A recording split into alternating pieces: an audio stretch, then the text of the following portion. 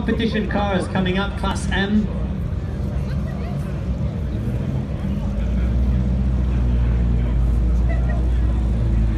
And a 550 RS Spider from 1955, Massimo. I have to say, it's one of my favorite cars here. I just think it's so particular, and I think it's not only one of my favorites, it's also one of Derek's favorite cars. Now look at that wing. Yeah, tell us, you've been banging on to me about this car all morning. Why don't you tell everyone else why you love it so much? Right, well, I have to admit, my dear chap, it didn't inspire me when I first saw it. But don't say that. We've grown to love it over the day, and it's quite remarkable. We saw it at Goodwood a few weeks ago, and you're probably wondering, why did a car like this why did you want to come here? But in fact, it's virtually a unique car, in that it's 1955, it was the very first wing that was ever put on a race car. And you're going to say, what a heck of a big wing it is, and the car actually only has 130 horsepower, so how does it drag this thing through the air? And I wondered that myself, but in fact, very cleverly, the gentleman that did it at the time was an engineer, and he went to the Nürburgring for the 1,000-kilometer race, and he actually was ahead of all the works Porsches in practice, and Porsche complained to the organisers and said, if that car races, we're withdrawing. So they had to go to the owner of this car and say, do you mind taking the wing off, because the factory are complaining, because it gave it a lot more downforce. So that was the case. But the other thing about it was that in fact, in 1968, when wings came out in Formula One cars and Formula 2, I happened to be racing for a company called Ferrari in Formula One. My first Grand Prix was the Italian Grand Prix, and they turned up with a wing on it. And the amazing thing was, it was about a third of the size of this wing, and they had it bolted to the roll cage behind our head in the Formula One car. We all wondered why it was. But in fact, the gentleman that designed this designed it for Ferrari for the very first Grand Prix that any Formula One car had a wing on.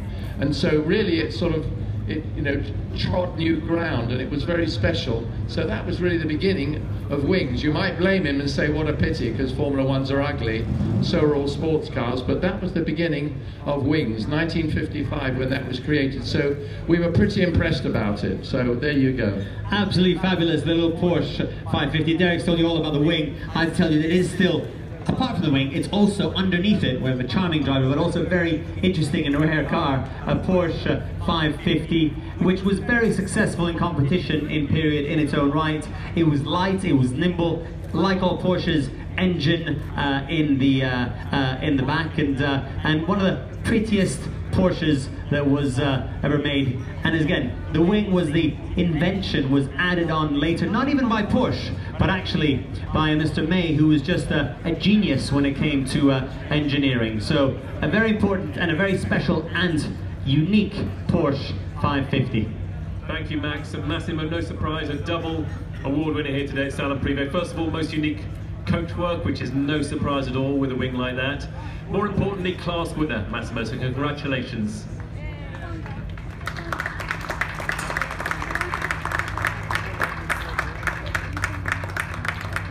Well done, Massimo. You know what, the other thing that's nice about this car is that I saw it on the Mille Miglia with the wing competing, and now it's here at a concours. A lot of you will remember the 550, or unfortunately made famous by James Dean and the famous accident he had. Well, in that accident he was actually driving a Porsche 550. Grazie Massimo, ci vediamo presto, ciao ciao.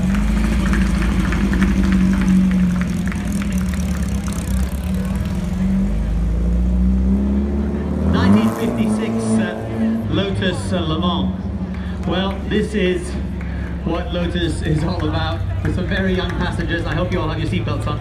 This is what Lotus is all about. Colin Chapman, one of the famous things that he said, one of his famous quotes is, simplify and then add lightness. And I think this is pretty much what the Lotus 11 Le Mans is. It's a very simple car and it's very light. And Lotus was all about making light and nimble cars. He believed that the lighter the car, the quicker you could go, the better handling you would have. And this actual car has some fantastic period racing history.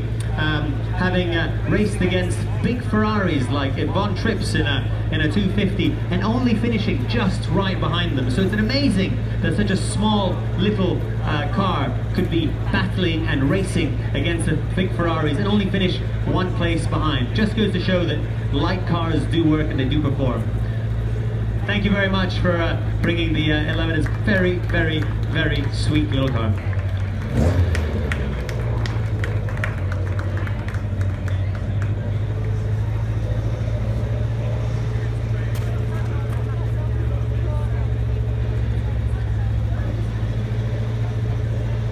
It's all part of the fun. Bye guys and girls. Another Lotus, very same era, but this is the coupe. Now Colin Chapman produced the Elite. This is the Lotus Elite, and it was one of the very first cars to have a fiberglass monocoque, which was very innovative and very light at the time. Yes, it did give some trouble initially, but it was able to do away with a separate chassis and body, making it simpler and lighter. And just with a small little engine, this car was a giant killer. In the GT class, it would be beating much faster and more powerful cars. As he said, there was another great quote that I heard just the other day that Colin Chapman said when he was at Lotus, and it was adding power makes you quicker in a straight line, but if you remove weight, you're also quicker in the corners, which I think was very wise, and that's really, being light is really what he stood for. So thank you very much for bringing the Lotus Elite.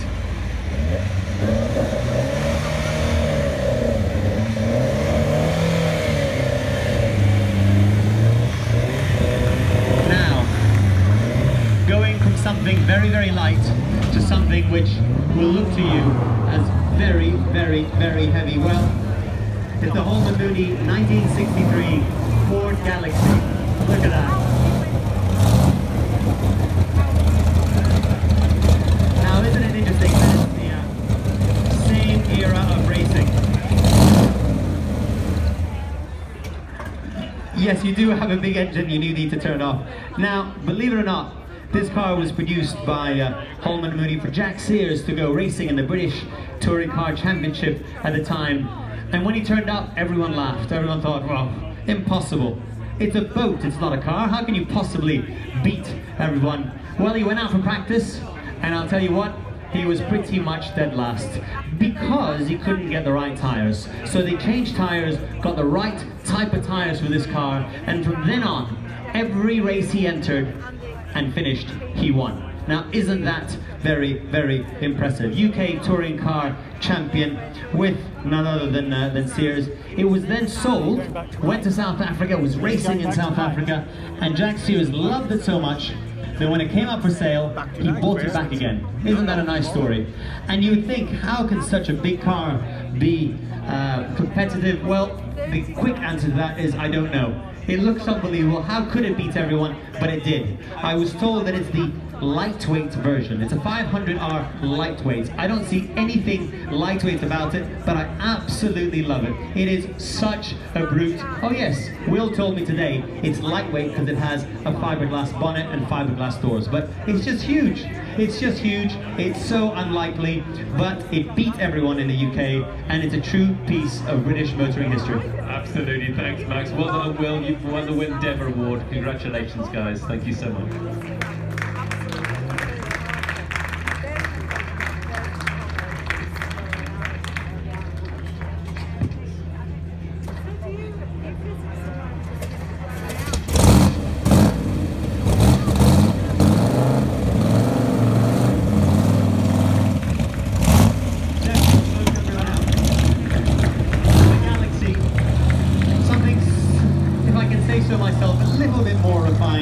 The 1964 Ferrari 250 Le Mans, better known as the 250 LM. This is a car that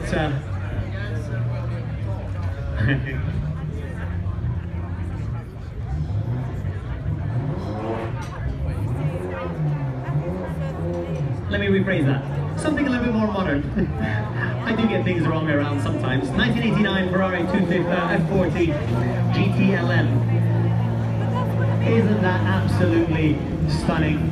This is the racing version of the Ferrari F40, painstakingly restored by DK Engineering, and it's a very special F40 because this is the winningest Ferrari F40 ever produced. There's no other F40 that has won more races, whether it was in Italy, whether it was in Japan, the ultimate evolution. This is a true racing machine. The F40 was built to commemorate the 40 years of Ferrari. F40, F for Ferrari, 40 for the 40-year anniversary. And they were going to build a very limited number, and it was such a popular car. People were falling over themselves to order them in 1989, 1990, that they ended up building a large number. Over 1,000 cars were actually produced instead of the 200 that were planned. So it was built as a racing car for the road, but it was so good that they started actually racing with it. It was never planned. It was never a works, a Ferrari backed entry. And in racing, they were even better. And this is the winningest Ferrari GTLM in existence. And I have to say, I just love the livery and the quality. I had the pleasure and the luck of following this car at Silverstone a few weeks ago, and I can tell you, the flames coming out, the exhaust going into the corners is actually quite something. Looks phenomenal. Thank you very much for bringing the F40.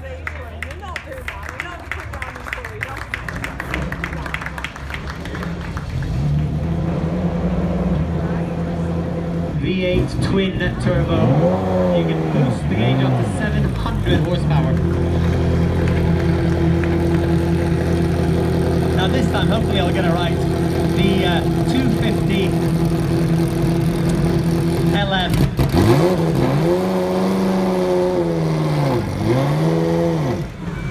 Car built by Ferrari, as the name says, at Le Mans. It was their bid to beat everyone else, and this is a very special car. This is a special car for the UK market.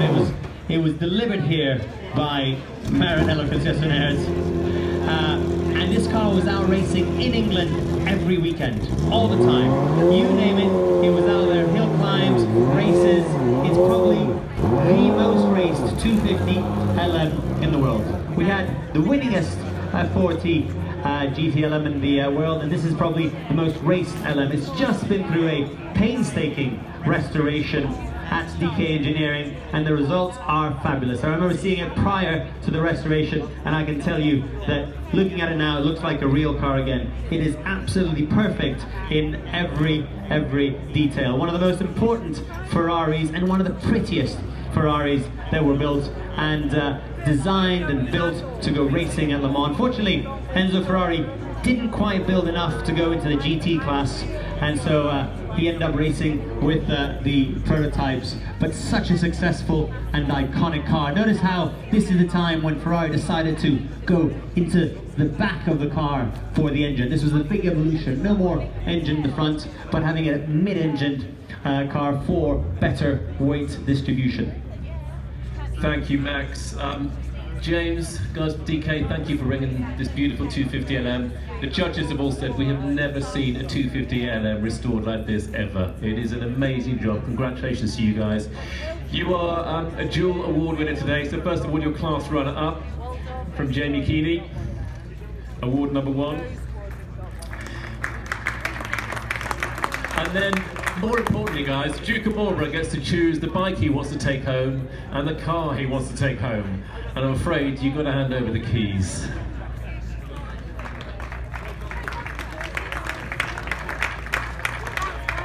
The Ferrari 250 LM delivered you via Maranello Concessionaires. It's so nice to see the car with such English history, steeped in history. Here back in the UK and now restored to this quality and this level.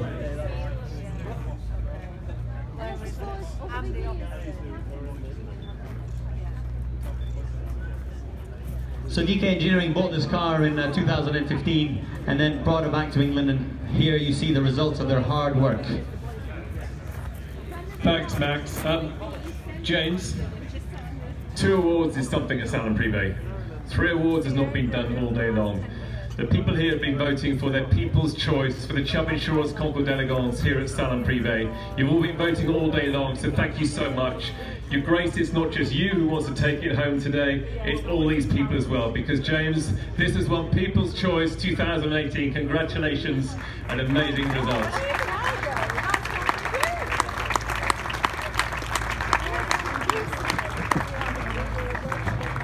This is the big award of the day, ladies and gentlemen. Tonight, we have a private dinner where we will announce the best of show from all the class winners you've seen today. The People's Choice for Salon Privé here, the Chubb Insurance Concours d'Elegance, is the numero uno award, and we're delighted it goes to James and his team. Congratulations.